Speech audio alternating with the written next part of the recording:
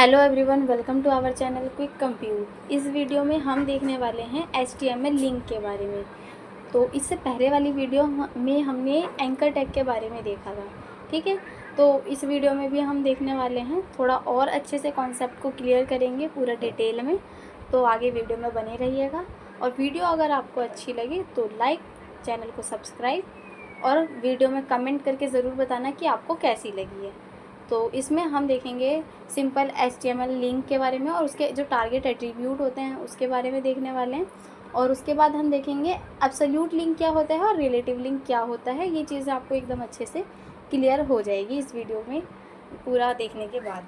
Okay, तो ज़्यादा time waste ना करते हुए हम वीडियो को स्टार्ट करते हैं। देखिए, HTML के लिंक में क्या होता है कि link are created using anchor tag. Basic syntax क्या होता है HTML के लिंक का। सबसे पहले हमारा आता है एंकर टैग, ठीक है। एंकर टैग के बाद हमारा हाइपर रेफरेंस में लिखा जाता है URL यानी कि लिंक, और ये होता है हमारा लिंक टेक्स्ट, यानी कि जिस टेक्स्ट को हम क्लिक करेंगे तब हमारा जो ओपन होगा लिंक, ठीक है। तो इसका सिंटैक्स दिखा देती हूँ क्या होता है। ये हमारा आ जाता है एंकर टैग, फिर यहाँ होता है हमारा हाइपर रेफरेंस और यहाँ हम लिखते हैं अपना लिंक, और ये हमारा होता है टेक्स्ट जिस पर हम क्लिक करेंगे तो हमारा जो ये वाला लिंक रहेगा वो पार्ट ओपन हो जाएगा। The hyper reference attribute specifies the destination of the link, यानी कि जो मैंने आपको बताया हाइपर रेफरेंस जो है ये हमारा दिखाता है कि हमारे लिंक जो है वो कहाँ से आया है, यानी कि ये URL। ओके, और URL जो है वो हमारा अब्सोल्यूट भी हो सकता है, रिलेटिव भी होता है। अब अब्सोल्यूट और रिलेटिव का मतलब क्या होता है ये मैं बता देती हूँ। ये देखिए, अब्सोल्यूट URL क्या होता है। An absolute URL provides the complete address of resources on web including protocol, domain name and path. Means इसका मतलब ये है कि जो हमारा अब्सोल्यूट URL होता है वो हमारे किसी अदर रिसोर्सेज से आया हुआ होता है, जो हमारी फाइल से नहीं होता है, वो किसी अलग एड्रेस से आया हुआ होता है। जैसे कि हम गूगल का लिंक लगा देते हैं तो वो पूरा प्रोटोकॉल होगा HTTPS कॉलन फिर मतलब www.google.com करके पूरा डोमेन नेम होता है उसका। तो ये होता है हमारा अब्सोल्यूट URL। और अगर ये अब्सोल्यूट URL है तो देखिए यहाँ पे एग्जांपल लिखा ही है AHRF, और फिर ये हमारा प्रोटोकॉल होता है और ये हमारा डोमेन नेम होता है। ओके, तो ये हमारा हो गया पूरा, और ये हमारा होता है लास्ट में यहाँ पे पाथ। तो ये होता है हमारा एब्सोल्यूट URL जिसमें पूरा पाथ होता है जो अदर रिसोर्सेज से हम लाए हुए होते हैं, ठीक है। दूसरा होता है हमारा रिलेटिव।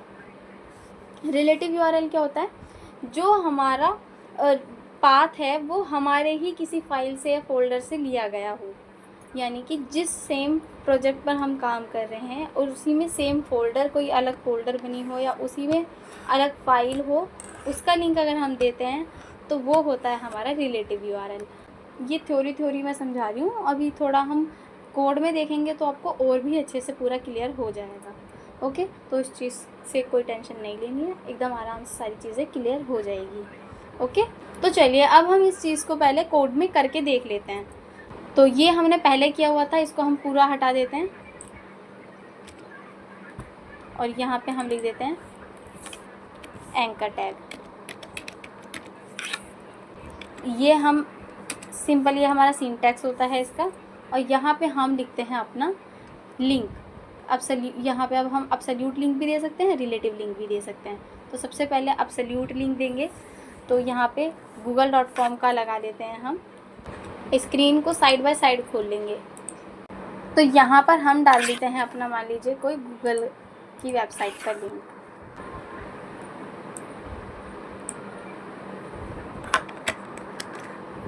यहाँ से कॉपी कर लेंगे और यहाँ पे हम पेस्ट कर देंगे और सेव कर लेते हैं, और यहाँ पे हम लिख देते हैं गूगल। सेव किया हमने, और हम अब यहाँ पर आ जाएंगे। अब हम जैसे ही इस वाले लिंक पर क्लिक करेंगे तो हमारा देखो गूगल का पेज, जो हमने जो लिंक लगाया था वो यहाँ पे हमारा ओपन हो गया है। यहाँ से बैक आ जाएंगे। अब हम देखते हैं रिलेटिव लिंक के बारे में। रिलेटिव लिंक क्या होता है, जैसे ही हमने बना दिया एंकर टैग और यहाँ पे हम एक, अभी मैं यहाँ पर एक about.html के नाम से ही पेज बना लेती हूँ, about.html, ठीक है। और यहाँ पे हम सिंपल कुछ लिख देते हैं, यहाँ पे लिख देते हैं अबाउट पेज, ओके। और यहाँ पे हम सिंपल एक हेडिंग डाल देते हैं, अबाउट पेज, और इसे सेव कर लेते हैं। और यहाँ पर आते हैं हम, और यहाँ पे हम इसका लिंक दे देते हैं about.html का, ठीक है। तो ये देखिए हमारा यहाँ पे about.html सिर्फ हमने लिखा है, किस लिए, क्योंकि हमारी ये सेम ही फाइल में है। लेकिन मान लीजिए ये दूसरा एक फ़ोल्डर बना होता यहाँ पे, जैसे पेजेस के नाम से,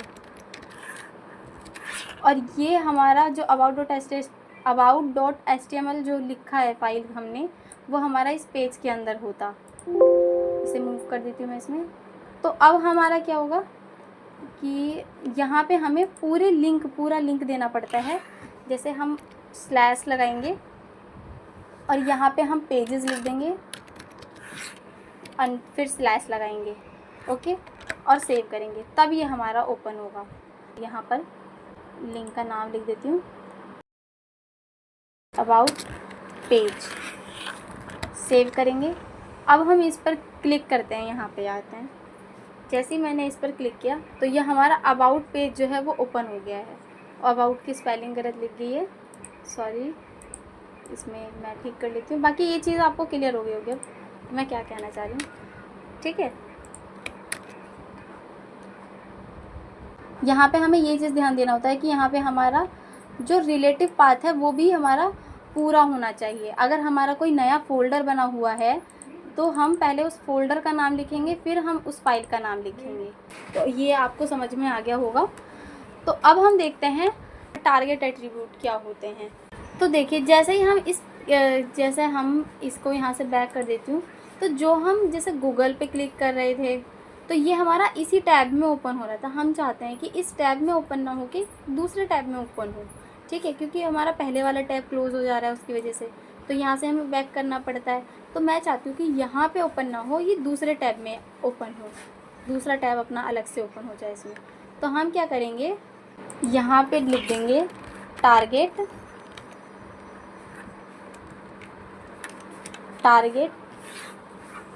ब्लैंक।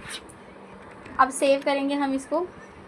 अब मैं जैसे इस गूगल पे क्लिक करूँगी तो ये सेम ही टैब में नहीं होगा ओपन, दूसरे टैब में ओपन होगा। जैसे मैं यहाँ पे क्लिक करती हूँ तो देखिए ये हमारा पेज यहाँ पर है और ये हमारा दूसरा पेज ओपन हो गया है। ऐसे ही जितने बार भी हम इस पर क्लिक करेंगे तो ये दूसरे टैब में ही ओपन होगा, सेम टैब में नहीं होगा, ओके। इसे क्लोज़ कर देते हैं। और दूसरा होता है हमारा सेल्फ मतलब जैसे ये इसमें ही ओपन हो रहा था वही सेल्फ डिफ़ॉल्ट होता है, जो हमारा हम नहीं भी लिखेंगे तो भी हमारा यही रहता है, ओके। टारगेट सेल्फ, सेव करेंगे और अबाउट पे क्लिक करेंगे तो देखिए ये हमारा सेल्फ ही था, तो सेल्फ हमारा डिफ़ॉल्ट होता है। तो ये सेल्फ हमारा हो चुका है। दूसरा और ब्लैंक भी हमारा हो चुका है। दूसरा ये होता है पेरेंट और ये होता है टॉप। पेरेंट और टॉप इतना ज़्यादा यूज़ नहीं होते हैं। ये हमारा क्या होता है, पेरेंट जो होता है एक फ्रेम में ओपन होता है और टॉप जो होता है वो हमारी फुल बॉडी में ओपन होता है विंडो के, ओके। तो इस चीज़ को इतना ही समझ लीजिए। सेल्फ और ब्लैंक मेन है तो इस चीज़ पे ध्यान दीजिए, ज़्यादातर यही यूज़ होते हैं। अब हम देखते हैं अपना रिलेशन। एंकर टैग में रिलेशन एट्रीब्यूट क्या होता है, ओके। तो रिलेशन क्या होता है, रिलेशन हमारा आ जाता है सिंपली ये रिलेशन बता देता है कि क्या है। जैसे कि हमारा गूगल का पेज है, तो हम REL डालेंगे। REL का मतलब रिलेशन होता है। रिलेशन इसमें हम लिख देंगे जैसे कि दिस इज़ गूगल पेज,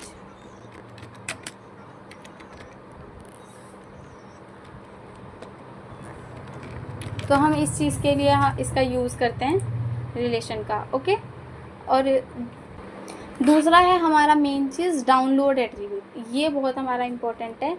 ये हम किस लिए यूज़ करते हैं, जब हम चाहते हैं कि हमारी जो फाइल है या पीडीएफ का लिंक जो हम दे रहे हैं अपने वेब पेज में, तो वो हमारा डाउनलोड हो जाए। तो डाउनलोड करने के लिए हम डाउनलोड एट्रीब्यूट का यूज़ करते हैं। तो ये हमारा होता है एंकर टैग, और यहाँ पे हम अपना लिंक दे देते हैं जो भी हमें डाउनलोड कराना है, पीडीएफ वगैरह या कोई भी चीज़, ये HTML का ही कोई पेज हमें डाउनलोड कराना है तो हमें, और उसके बाद हम डाउनलोड लिख करके उस फाइल का लिंक दोबारा लिख देते हैं।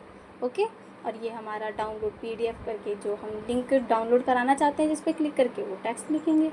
ओके, तो इस चीज़ को भी हम कोड से देख लेते हैं। जैसे कि ये हमारा अबाउट फाइल था, इसमें हम लिख देते हैं डाउनलोड,